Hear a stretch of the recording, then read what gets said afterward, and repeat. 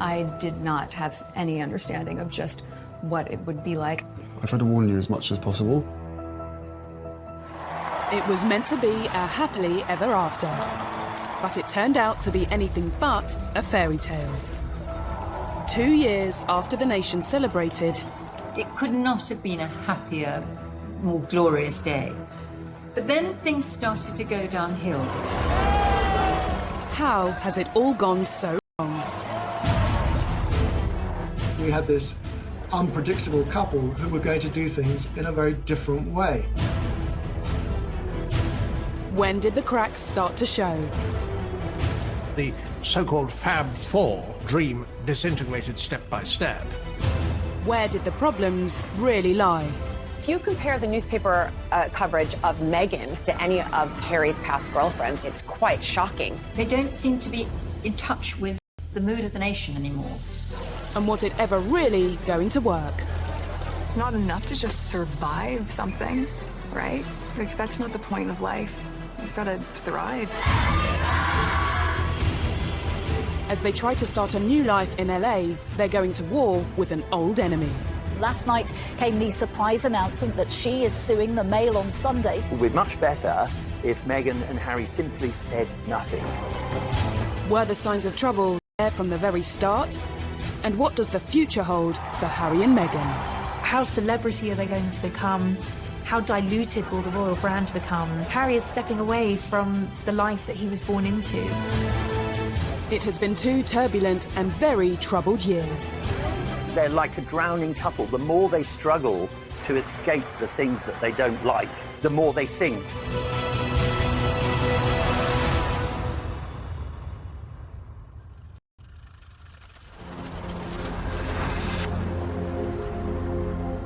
Harry and Meghan have changed the regal backdrop of Windsor for the luxurious Hollywood Hills. We won't be hearing about Harry, Meghan, and Archie and the royal family together as one for, I expect, for months to come until they come and visit over here, or maybe William and Kate and George and Charlotte and Louis will head on over to LA. Wouldn't that be a great photo op? They've also swapped the royal court for the High Court, in a legal battle which highlights so much of what's gone wrong in the past 2 years. Meghan's family issues, their fight for privacy, their war with the tabloid press. The court case could turn into their biggest nightmare. And it all centres on letters written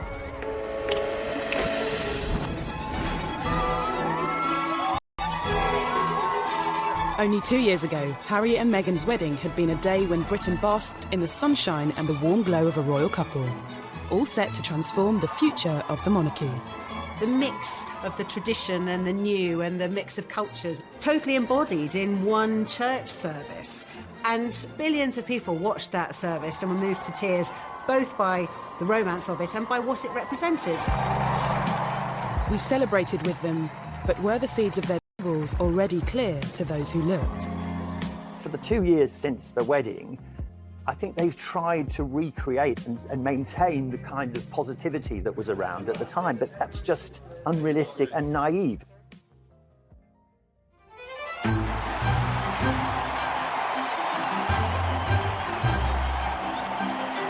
Less than 10 years ago, Harry watched older brother William marry his queen. The future heir to the throne had officially settled down. But the younger prince didn't look likely to follow suit anytime soon. This was quite a difficult period in Harry's public image because whilst people loved the sort of cheeky, chappy image, once he was constantly being photographed falling out of Sloane nightclubs on the King's Road, people did start to slightly turn against him. Pressure on the prince's love life had also been building. After 2 long-term relationships came and went. The first love, Chelsea Davy, who he fell head over heels in love with, she had to look into the goldfish bowl of royalty and to realise absolutely this wasn't the life for her. Harry was disappointed.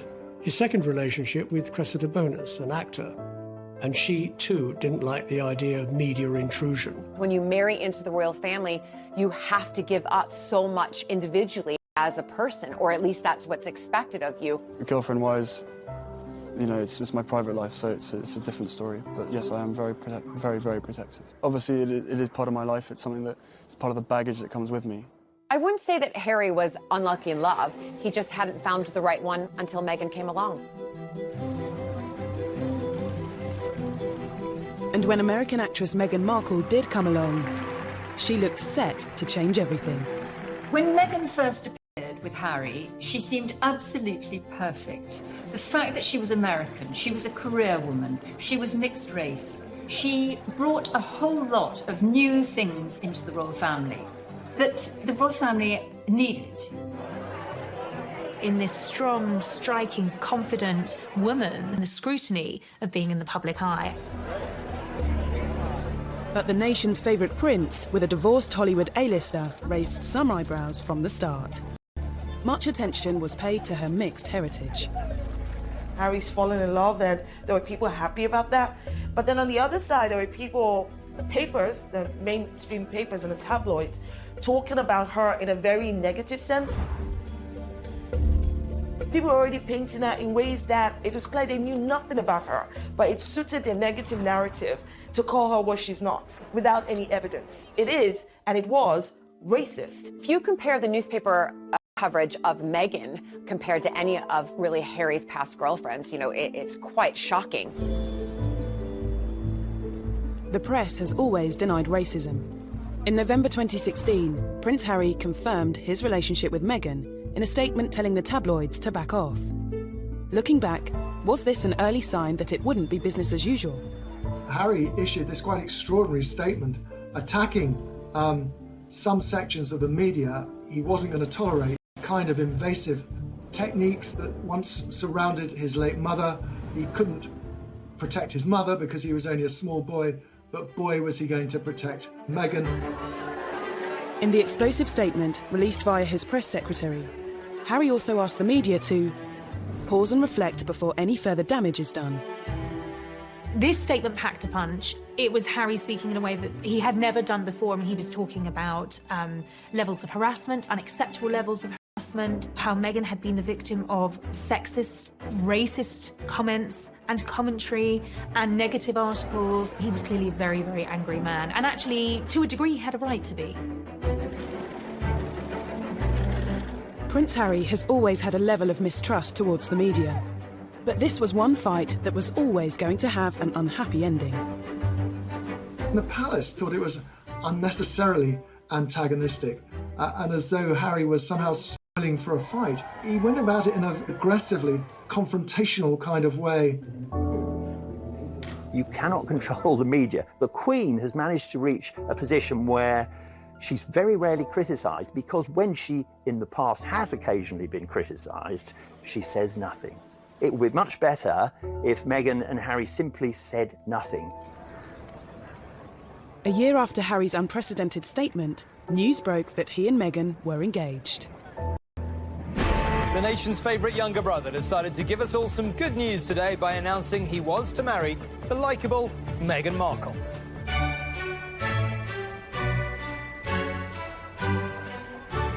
Unlike Harry's from Kensington Palace. I was, of course, anticipating it, me being an American, who obviously I've married into aristocracy, and then to see somebody else, just to see how she would be on camera. And it was wonderful. What we're doing, just roasting chicken and Trying to roast chicken. Trying to roast the chicken. And it was just an amazing surprise. It was so sweet and natural and very romantic.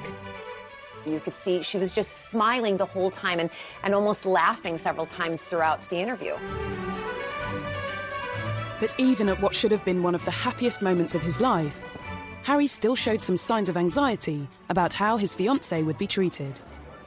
I did not have any understanding of just what it would be like. I don't think either of us did that. We both said that, even though we knew that it would be. I tried to warn you as much as possible. Both of us were totally surprised by the reaction after the first 5-6 months when we had to ourselves of what actually happened from then. So I think you can have as many conversations as you want and try and prepare as much as possible, but we were totally unprepared for what happened after that. The scrutiny. Well, all sorts. You could see that the old thorny issue of Harry's relationship press was raising its head again. The news that the world's most popular prince was set to marry a Hollywood actress sent the world into a frenzy. Their wedding was an unforgettable day, but could this story ever really have a fairy tale ending? Things were said and done in the run-up to the wedding that both sides regret that had caused irreparable damage.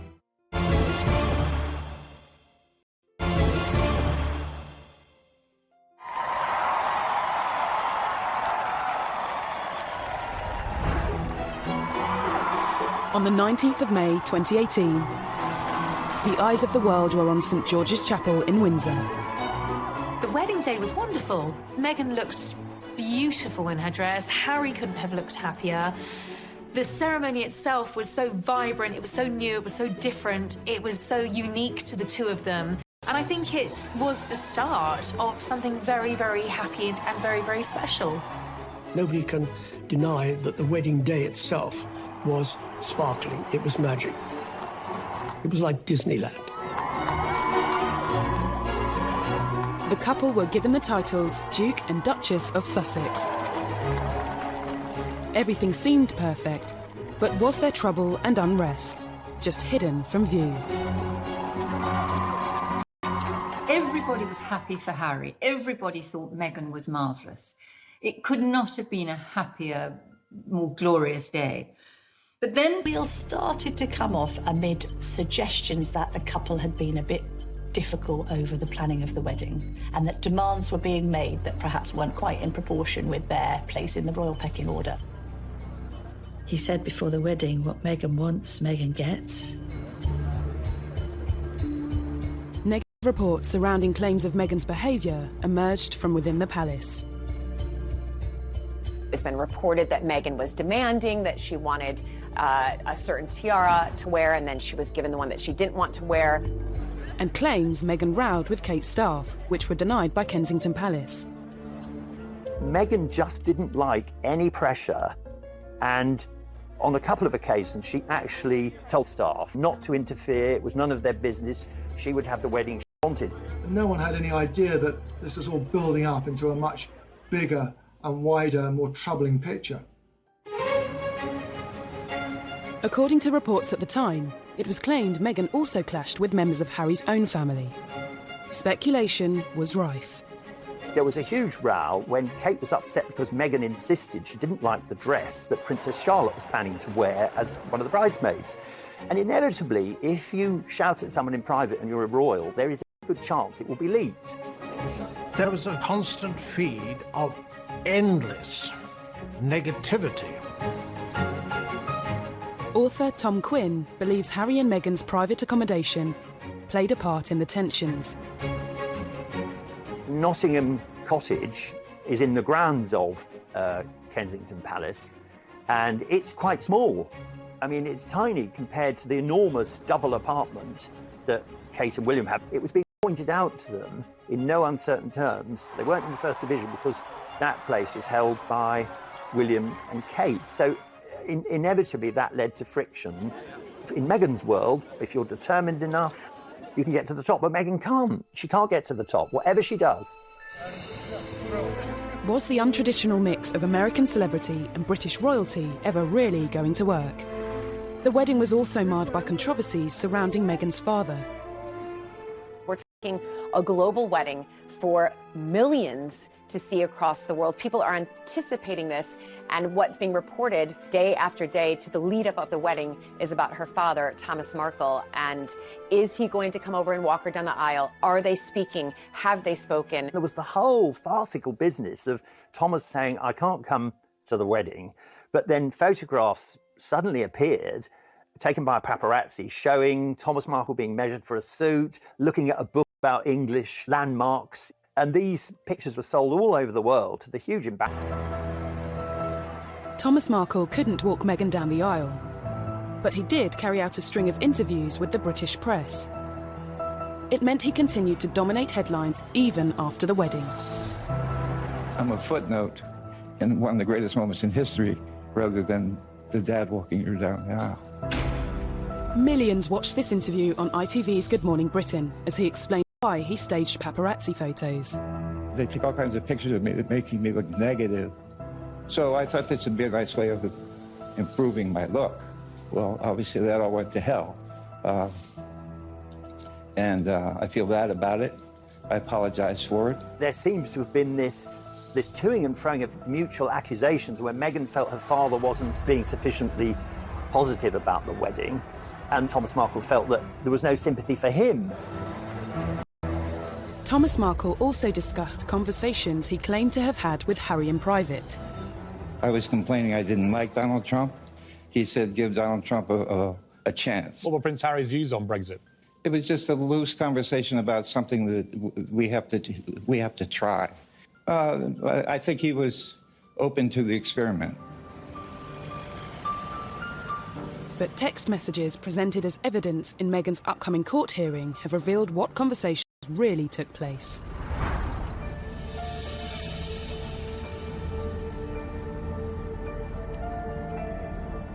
We now know what Harry was really thinking as newly revealed texts from him just before the wedding warned Meghan's father about talking to the media.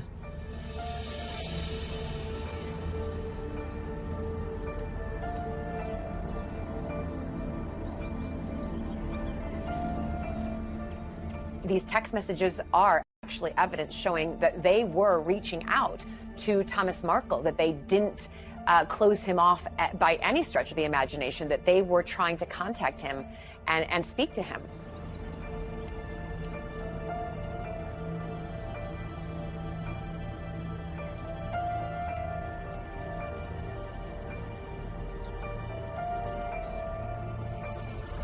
The private messages also showed how Meghan made attempts to speak with her father. Not sure the royal family as a whole will be affected in any way by the publication of these texts, but they won't like the fact that Meghan and Harry have shown once again that they're not very good at dealing with the media.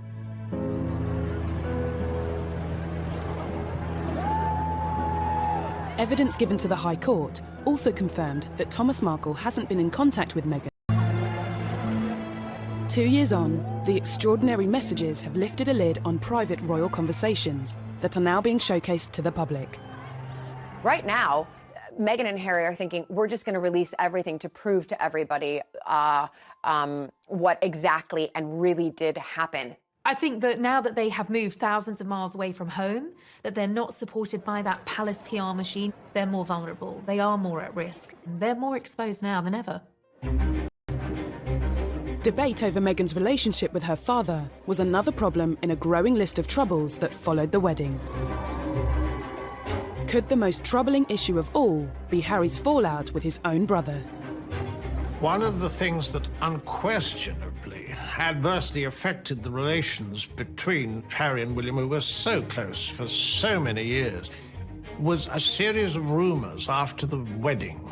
William expressed doubts to Harry as whether or not he was too quick in being engaged to Meghan.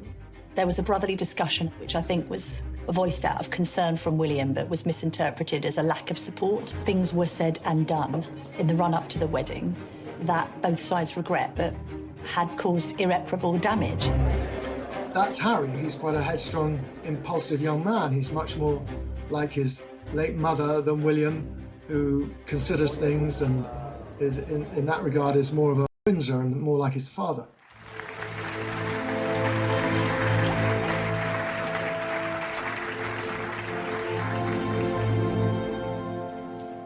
The alleged rift between Harry and William cast doubt over the future of the Fab Four, the title given to the brothers and their partners after they joined forces for the Royal Foundation charity. They looked amazing, they were all similar ages, and they all had, it looked like a common purpose to make the royal family younger, more modern, more diverse, more approachable, more empathetic. All of those things worked very, very well for a brief period, and then the cracks started to show. Had signs of trouble even been evident at their first public event as a quartet? Okay, the last thing you disagreed on, how do you resolve it? I can't remember, they come so thick and fast. But is it resolved? We don't know. Oh, we don't know. Well, you're putting on a great show if it's not. The so-called Fab Four dream disintegrated step by step. Despite the troubles within their family, it wasn't long before news broke that the Duke and Duchess of Sussex was starting their own. The real crunch came when Archie was due to be born. Even before the birth, Meghan's celebrity lifestyle... Now, nothing wrong with going to a baby shower. That's what Americans do. We don't do it so often in the UK, but they do it in America. It's a common practice. But she flew over a private jet. What's wrong with a commercial jet? It was the first sign of breaking with royal tradition, and there would be more to come. They wanted to do things very differently. All right, so far, but things then got a bit laughable. All the little signals meant a breakup with the royal family was inevitable. And now suddenly we had this unpredictable couple who were going to do things in a very different way.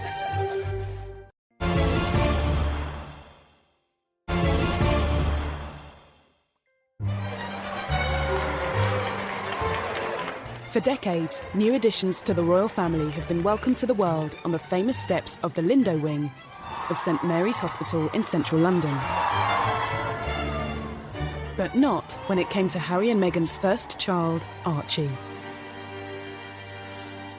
I'm very excited to announce that Meghan and myself had a baby boy early this morning, a very healthy boy. The first public glimpse of the royal baby came 2 days after he was born. I mean, I have the two best guys in the world, so I'm really happy. He has the sweetest temperament. He's really calm and... Who gets that from? They were not going to follow the usual pattern of a royal birth. They wouldn't say, A, where the baby was going to be born or when it was born. They would make the announcements on their terms at a time that suited them. But at the same time, they were members of the royal family and they had accepted £2.4 million to renovate their house in Windsor. I think the public felt that they had a right to get excited about the birth, to maybe wait outside the hospital, wait for a glimpse of mother and baby and father to come out. Then the public was denied that. That really rattled the press. They didn't like it. As well as denying the papers a front-page picture, Harry and Meghan also kept their choice of godparents private. Looking back, a telling sign that big changes were on the horizon. I think that this was their way of saying, oh my gosh, the more we give to the press, the more they take and write not very kind articles about people or about their lives. So they just thought, we're going to start stepping back so that they have nothing to write anything damaging about. But it was very much Harry and Meghan not just wanting to do their own thing, but wanting to say, we're signalling a change. Things are not going to be the same anymore. We're an independent unit. The couple had already begun forging their own path, moving from Kensington Palace to Windsor in time for Archie's birth. Then, a month later, they split from William and Kate's Royal Foundation, marking the end of the Fab Four. Their appearance 18 months earlier at a Royal Foundation forum proved to be the first and last time the quartet would appear at such an event together. Do you ever have disagreements about things? Oh, yes. Can you really have four very big personalities with different backgrounds, with Meghan and Kate, and different futures with William and Harry? Can they really be a cohesive group that can work very happily together? They probably should have separated at the very beginning and not tried to be a quartet. As a new family, Harry, Meghan and Archie toured southern Africa. I wanted to ensure that our first visit as a family, with my wife by my side, focused on the significant challenges facing millions of South Africans. Many of their troubles seemed to disappear. They got very positive press in southern Africa. That went down incredibly well. They couldn't have done it had they written the script themselves. Couldn't have been better. They were the golden couple sprinkling fairy dust all over southern Africa. And then at the end of that tour, they completely shot themselves in the foot. This led to the ITV documentary where they talked about being so deeply unhappy as senior members of the royal family, which hit the world like something of a thunderbolt. In a revealing documentary, Harry and Meghan expressed their true feelings and the problems bubbling under the surface. There's been a lot of talk in the press about rifts with your brother. How much of that is true? Look, we're brothers. We'll always be brothers. We're certainly on different paths at the moment, but I will always be there for him, and as I know he'll always be there for me. I don't know what the impact on your physical and mental health of all the pressure that you clearly feel under. Thank you for asking, because not many people have asked if I'm okay. It's not enough to just survive something, right? Like, that's not the point of life. You've got to thrive, you've got to feel happy, and I think I really tried to adopt this British sensibility of a stiff upper lip. She did really try to adapt this British stiff upper lip, keep calm and carry on, you know, never complain, never explain. But let's remember, she's American. We like to complain and explain. Rather ill-advised in my view, because, you know, he talked about how, you know, grim their lives were against a backdrop of one of the most benighted and poorest parts on the globe. This wasn't enough.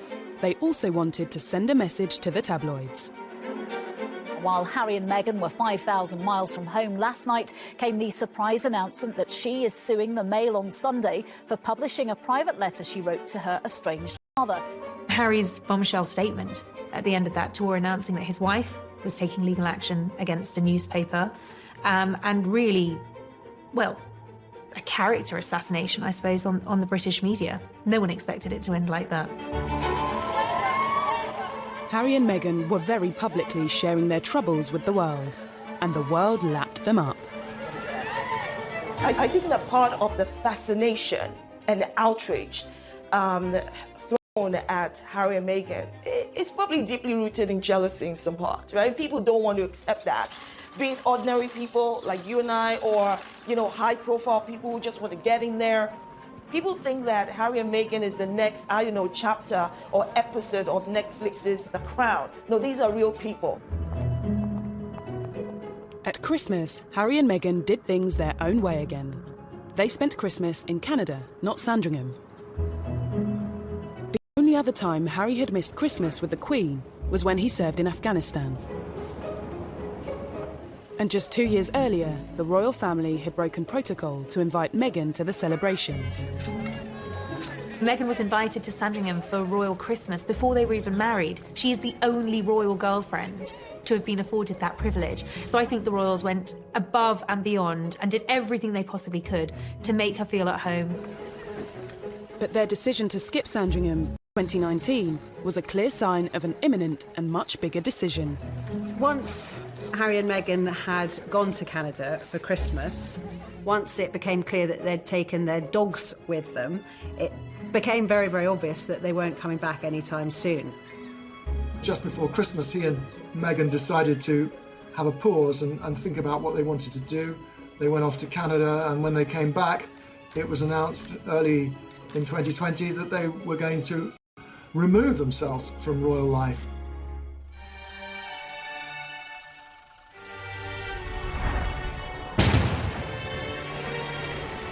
In January 2020, they dropped the biggest bombshell of all. They said they intended to step back as senior royals. It was absolutely shattering. He gave other senior royals, including the Queen, almost no notice at all. And I thought that he and Meghan had gone rogue, and that this was a deplorable way to handle it. I think that the Queen should have been informed. There had been negotiations that had been going on for some time, but nothing had been decided. And he was told to commit his ideas to paper, and he responded, well, no, if I do that, it'll just end up in the newspapers. Essentially, on one hand, you had a royal family feeling that they were being bounced into making a decision on the couple's future, and the couple being very frustrated that the palace machinery wasn't quick enough to respond to their desire to change things. For many, what became known as Megxit now seems like it had been inevitable from the start. Harry and Meghan saw perceived slights at every twist and turn, and things which seemed quite minor became quite major, and it really came as no surprise as the weeks and months went by that really what they were angling for was not just a different kind of royal life, but a different life, and in fact a life absent from the royals, if you like, to break free from royal duty and everything that he'd been used to, which of course is what happened. Was the break down to tensions with the press, issues with traditional royal life, or something else? I think he defers to her a great deal, and she's a very confident, articulate woman who's done very well for herself, but I think she has no idea of the sense of duty. Now, Harry is in his 30s, right? And I do not understand why anybody would think that he would not have matured, changed, grown up in different ways. And the fact that you're seeing a side of Harry that you haven't seen before is because this context in which he's currently dealing with did not exist before. Why is that surprising? Should we have seen it coming? Has Harry never really been happy with his royal role and all the attention it brings? Did he find his greatest peace when he was in the army? The army allowed Harry to feel normal. That's what he wanted. Would you say then you're more comfortable being Captain Wales than Prince Harry, or is it just a case? No, definitely. I think I've always been that. My father's always trying to remind me about who I am and stuff like that. But it's very easy to completely forget about who I am when I'm in the army. You know, everyone's wearing the same uniform and doing the same kind of thing. Harry and Meghan's announcement also detailed how they wanted to be financially independent and retain some royal responsibilities. A meeting was called between Harry, Prince Charles, Prince William and the Queen. Harry and Meghan were expecting an awful lot with what they were demanding at the Sandringham Summit, as it was called, when they were laying out how they thought it would work and how it would continue to be half in the royal family and half out of the royal family, either in or you're out. And it was definitely the Queen who said no very, very firmly to her favourite grandson, and that must have been very hard. Harry and Meghan's final royal engagement was in early March, and for some, it seemed their troubles were still on display. There was quite a lot of tension there. There was some interesting body language with both of the brothers studiously examining their programmes and not really talking at all. Meanwhile, Meghan's there with a megawatt smile, trying to make the best of things. I would say that what interaction we saw, and there wasn't much, between the Cambridges and the Sussexes seemed to me extremely frosty. Harry and Meghan have long been suspicious of the press and the motives of the media. But taking on the tabloids is a battle that can come with consequences. If you want less press intrusion, yet you launch court cases against the press, this could lead to the ultimate horror that Meghan could appear in court, at least in theory, against her father, Thomas.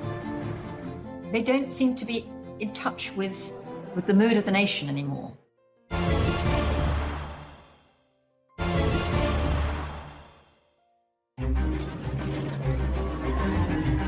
In the 2 troubled years since their wedding, Prince Harry and Meghan Markle have made no secret of their feelings towards the tabloids. Looking back, Harry has long been vocal about what he sees as press intrusion. They still upset me and I still read them. Why, I do not know. And so what do you think the public perception of Harry is? I don't know, it fluctuates. It depends on what the media want to write, I suppose. That feeling only grew when he and Meghan became a couple.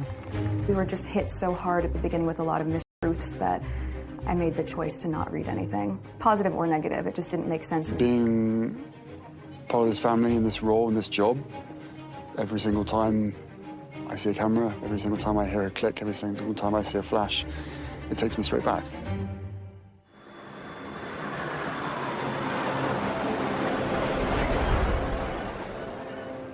In a bid to distance themselves from the glare of the spotlight, Harry and Meghan went to Canada. I think the reason for this whole upheaval, I suspect, was that Meghan was unhappy here and Harry wanted to protect her and to make her happy. And I think she was unhappy probably because she had made some very big life changes in a very short space of time. She'd left her job, she'd left her country and all her support network in America. She had come to a new country, she'd married into a big family, and she'd taken on a new job, and she had had in under 2 years. People had been putting the dots together and working out that actually they hadn't just gone for a long Christmas break. They really had escaped, as far as they saw it, and had no intention of coming back. There was shock in the wider British public. I think there was dismay and great sadness that it seemed so drastic. Any plans for an easy transition across the Atlantic soon hit controversy. Canada said it would not foot their security bill following their change in royal status. Security has always been so important for Harry, and he's stressed this throughout the negotiations. But this will be extremely costly. It's like a sort of daydream. It's like a dream of an ideal world where they can have a private life and they'll be able to do whatever they want. There wasn't an easy way for them to be half in and half out royals. Just days before their royal status was officially due to end, Harry and Meghan's plan, Archie, made a dash for California. Harry, I think, decided, probably quite impulsively, which is in his nature, to get Meghan back to her comfort zone. Their original plans have sort of fallen in tatters. They've got to decide what it is they want to do, how they want to do it, when they want to do it, and where they want to do it. They've got advisors around them, and I hope they're getting the right advice. Because the right advice is not just about what is good for Canada and the United States, it's also what is not going to bounce back on the monarchy and on the institution. It's important that they take that into consideration as well. As Harry and Meghan attempted to settle peacefully into LA life, their battle with the British press continued. Their long-awaited court case finally got underway. Newspapers for misuse of private information, breach of data protection, and copyright infringement.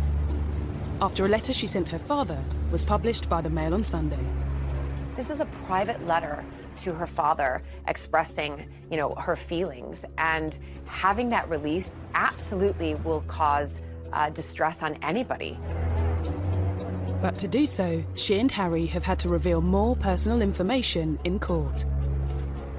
They don't like being written about in the British tabloid press, but at the same time, they are suing, and that will come out in the courts, all of the text messages and the documents. So they must feel very, very confident that what they have to show will, in one sense, vindicate them. Absolutely.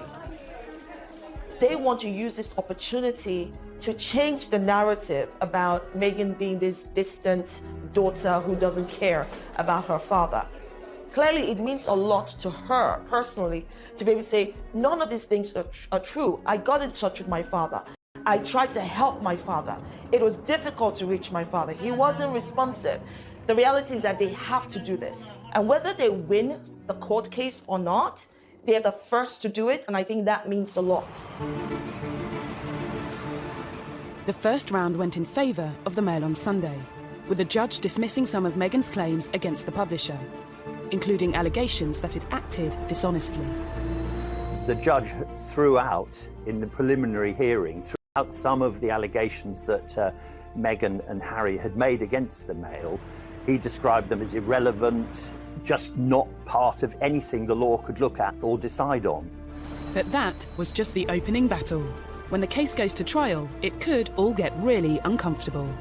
If you want less press intrusion, yet you launch court cases against the press, this could lead to the ultimate horror, and that would be that Meghan could appear in court, at least in theory, against her father, Thomas, who has contributed to a great deal of the adverse publicity that they've received. That would be a global news story and be truly bizarre. On top of Meghan's legal action, Harry has also filed a lawsuit against The Sun and the Daily Mirror for alleged phone hacking. I think Harry doesn't really like the press, and I think he often puts on a smile and a brave face, but deep down there's a loathing there. He's obviously trying to be specific with the Mail on Sunday's publication of Meghan's letter, and indeed he's being specific on hacking. If legal proceedings weren't enough, the pair have written an open letter to the Daily Mail, The Sun, the Daily Mirror and the Daily Express, signalling their intention to sever all ties with them. In the letter, they told the newspapers to expect... And made into a story itself, and it made Meghan and Harry also, it made them seem petulant. They'll dig around even more furiously now for the sort of information that Meghan and Harry don't want to come out. So it will have the opposite effect from the one intended. The choices he's going to have to make moving forward. But that absence of palace protection, which he did find frustrating, there is a sense that even before Meghan was on the scene, he was growing sick and tired of being told what he couldn't do by the palace. I'm not quite sure what it is that they want. You're taking on a big beast if you go to war with the tabloids. They are very powerful, and they have the ability to make or break. The months to come are going to be crucial for Harry and Meghan as they start a life away from the royal family, an attempt to leave their troubles in the past. I think they are tremendously happy together, but there's no question that this is at a very high price. Harry and Meghan's life as a married couple at the forefront of royal duties in Britain lasted just 2 years. The couple's new life is here, Los Angeles. But it hasn't taken long for reports to emerge claiming Harry feels his world has been turned upside down and that he misses the military. When he did leave, he clearly wasn't ready or willing or able to completely sever those ties, which is why he's continued not just with some honorary titles and sort of bells and whistles jobs, but he wanted to really continue to support particularly injured servicemen, both with the Walking Charity and with the Invictus Games. And that has obviously brought him a lot of happiness. I think that's the thing he's going to miss the most now that he's not in the UK. He'd be like a lost soul there. It'd be far worse for Harry in America than it was for Meghan in England, because he's not as tough as she is. It seems for Meghan, there's no place like home. If you look at the photos when we were first kind of introduced to Meghan, she was in yoga leggings, she was in her Ugg boots, she was casual, and then all of a sudden she moves over here and she's in, stockings, or as I would say, pantyhose, wearing a dress, having to wear a hat, full hair and makeup, heels all of the time, and all of a sudden they've gone back to North America and she's back in her yoga pants and, her comfy boots and casual, and going back to how probably she has been living her whole life apart from this little blip when she was living here for, less than 2 years.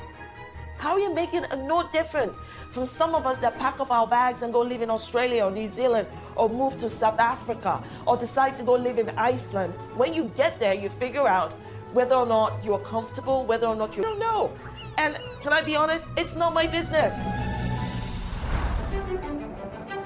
While the couple have been stateside, there have clearly been some things they've missed back in the UK. Reports claim Harry is back in touch with William, and the whole family video called the Queen. They did the Zoom call, on the Queen's 94th birthday with Archie, and, that was, accurately reported. This is her grandson. This is her great-grandson. So the Queen's always going to have a connection with Harry and vice versa. Even that was reported in 2 ways. Some viewed it as a cynical PR move. Others said Harry and Meghan can't win. They were simply showing they've not forgotten their family. I think Harry loves his grandmother, the Queen, and he won't want to do anything to embarrass her. I think that will be in his mind first and foremost, along with protecting Meghan and Archie. Harry and Meghan may have very little control over what is written about them. But with a new bombshell biography on the horizon, is this a sign that they are trying more than ever to be authors of their own future? A tell-all book would really quite shock everybody. I don't think that they're really even worried about the damage to their reputation.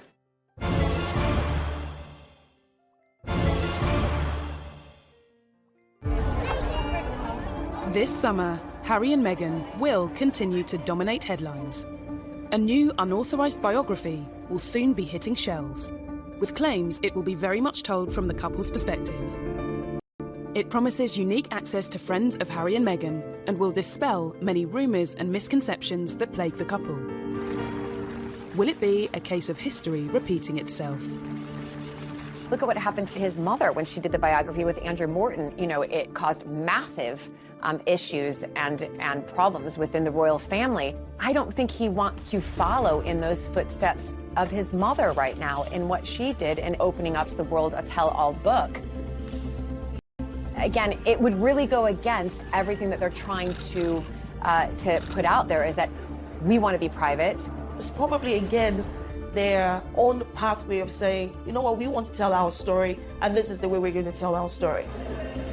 Reports claim Meghan wants the book released sooner rather than later, and that she wants to shatter the image of being a demanding diva. You can be certain that the book won't give both sides of the story. I think it's more likely to be a self-justifying book, but it does give them something to do in a world where, especially Harry, has nothing to do. It seems their story and protocols behind, but Los Angeles comes with its own way of doing things. In the world of celebrity, anything goes. I mean, you can go to a burger joint and be photographed outside. Haven't got the same kind of privacy restrictions, but also the same agreement between newspapers and the palace. They're not protected by the palace anymore. How celebrity are they going to become? How diluted will the royal brand become? You know, Harry is stepping away from the life that he was born into. That comes with risks for him. Harry and Meghan say they're determined to carry on charitable work. Marking Archie's first birthday, the couple featured their son in an online charity video, only to receive yet more criticism. We're going to read Duck, Rabbit. Ready? Good job. I think it's very odd and typical of the slightly contradictory nature of their lives and their views, because making a video of Archie on his first birthday is very sweet, and we know it's linked to a children's charity that Meghan supports, which is all good. But at the same time, it does show that Meghan, probably more than Harry, is not going to be able to say goodbye to the media and to having a media presence. She can't do it. They could release photos of Archie whenever they want to. I don't think they're really having their cake and eating it too. I think that they feel like, well, we can now do what we want to do. For Meghan, life has gone full circle and she's back in Hollywood. But where does that leave Harry? I think they'll take a lot of advice from the Obamas. They've set up their production companies, that they'll be talking to Oprah Winfrey, they'll be talking to big figures like that to try to find a way to carve a role for themselves as philanthropists, entrepreneurs, huge figures on a global platform. How they earn their money without people think they're trading in on their royal status is the tricky bit. However they choose to earn a living will be a new venture for former senior royals. If it doesn't work out, is there a path back to the palace? I think in a way it's seeing how they behave. If they use the royal family to make pots of money, then it won't be very good. If there's a tell-all interview on the television by Meghan and or Harry, that's not going to go down well. So they're really under the watchful eye of the royal family for the first year, which they probably don't like at all. The door has been quite clearly left open by the Queen for them to return to the royal family if that was what they wanted to do. She has allowed them to keep Frogmore Cottage, although they've been asked to pay back the £2.4 million that the taxpayers paid for the refurbishment, and rightly so. They haven't lost their titles, they haven't been stripped of their titles as such, they're just not able to use the life that Harry actually has always wanted. Meghan has been the catalyst, she has enabled him to do this. She's helped to give him the confidence to take a step outside of the role that he was born into and to embark on a new chapter.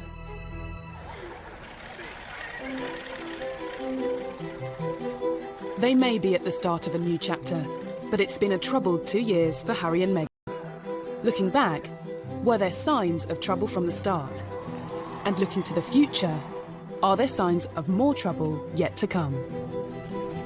Harry was intent on a different path, clearly. I mean, I don't think he deliberately set out to upset the public, and quite possibly he hasn't. Although I do think a lot of people have become rather disenchanted with him and her over what has happened subsequently, and he is not quite the popular figure he once was. No matter what, someone is going to be criticizing them, no matter what they do. They have this wonderful platform and they know it. I don't think they're getting very good advice at the moment, and I don't think they are thinking a lot of these things through. Harry and Meghan are no different from any other couple out there. This is one of the fights that they have to undertake together.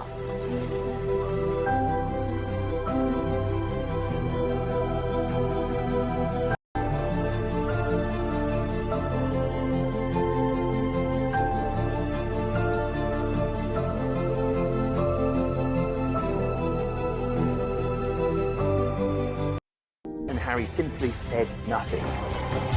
Were the signs of trouble there from the very start? And what does the future hold for Harry and Meghan? How celebrity are they going to become? How diluted will the royal brand become? Harry is stepping away from the life that he was born into. It has been 2 turbulent and very troubled years. They're like a drowning couple. The more they struggle to escape the things that they don't like, the more they sink.